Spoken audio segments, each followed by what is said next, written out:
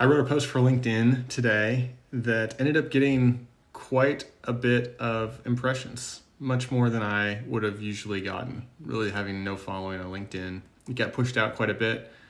To me, 15,000 plus, coming up on 16,000 impressions is quite a bit. So I was happy. Aside from the fact that I learned and was reminded of the fact that I'm much better at getting to the point when I'm writing than when I'm speaking. I've still got a lot to learn when I'm speaking. I also felt like the topic was worthy of more conversation, and I thought I'd try to explain what the debate was about that it kind of sparked in the comments. And the problem I brought before my connections and I guess the audience that ended up seeing the post. I told the story of a client that had left me recently because I didn't do taxes. I'm a CPA.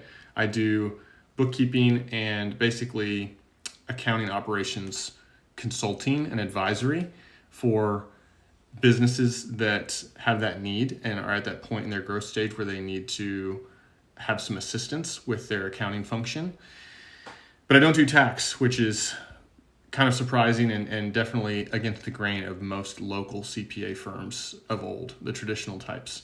A lot of times it's integrated with tax and bookkeeping and any other type of advisory work for many of these small businesses. And I argued that there comes a point in a business's life where the growth happens and complexity occurs because of that growth, and you need to take and segment the two jobs to be done that are usually done integrated at a local CPA firm. You need to have a separate tax person who specializes in strategy and planning, not just in the preparation of the tax returns.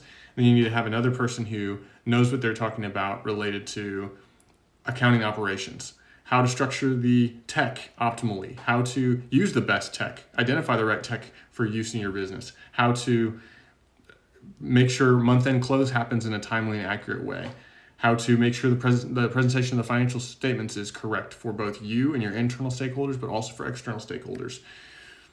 And on down the list. There's all kinds of functions that are involved in accounting for a day-to-day business. But as you get more sophisticated, you want to bring in someone who has knowledge of that too and has the margin and the bandwidth, the expertise to dive into the details with you on that.